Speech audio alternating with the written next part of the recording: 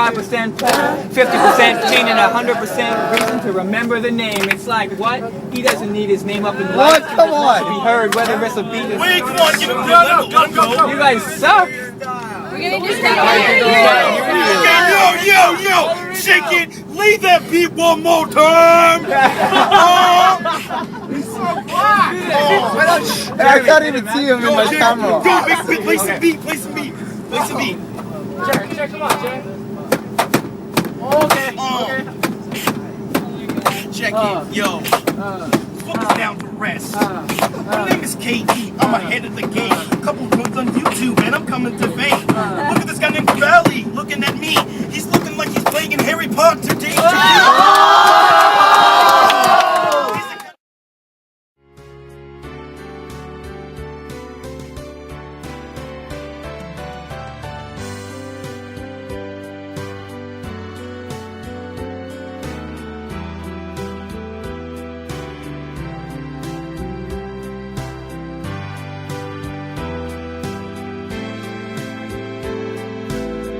During our trip to Edmonton, we created many memories that we will never forget. From the side effects of a 15-hour bus ride, with mafia and rap battles, to crazy roller coaster rides. The drive to Edmonton was excruciatingly long. Waking up to leave for a trip at 6 a.m. took a huge toll on everyone. Passed out, we unconsciously made our way to Edmonton. First off, we started with Mass, and then made our way to the Edmonton Mall, where we headed to Galaxyland. The rides were too intense to explain in words, but if you rode them yourself, I'm sure you'd understand. After putting our intestines to the test, we rushed to the public washrooms to change for our performance.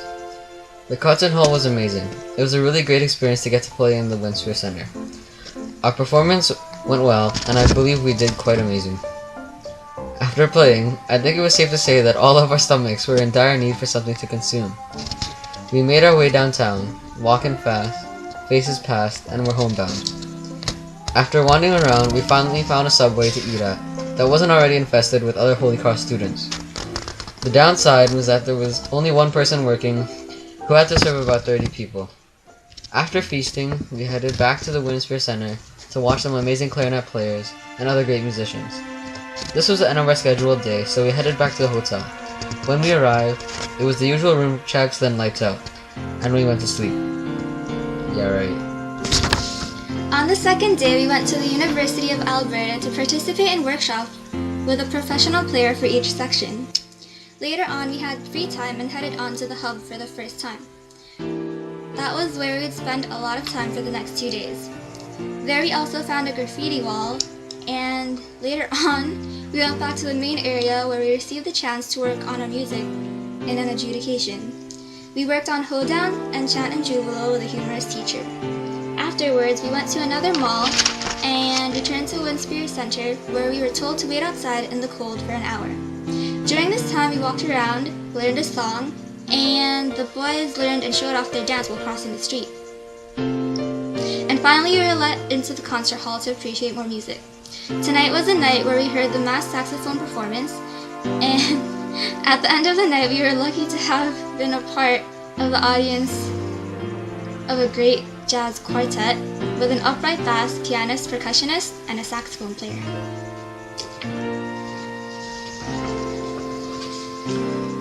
On the third day, we watched the choir perform at a church, and while we waited for the bus, we decided to use the time wisely, and had Luke and Thomas, who were wearing the Canucks jersey, to try and get honks from bypassing cars.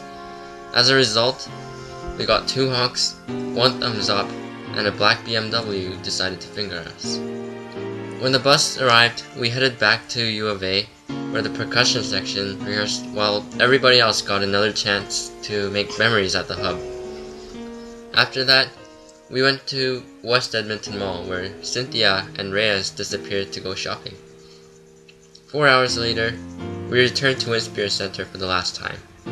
There, we heard the mass choir and the Holy Cross dominated mass percussion. At the end of the night, we were again lucky to have seen the Kokapelli choir perform.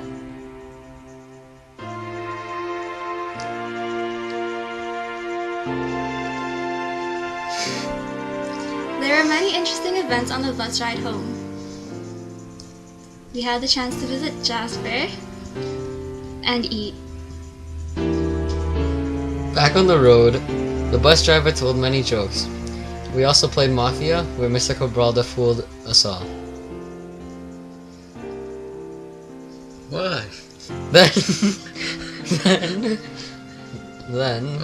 Then there was the one-sided rap battle between Mr. Cavalli and our very own Dana Cade. The grade 10 bus was boring, and they wished they were on our Bus. Period. Period.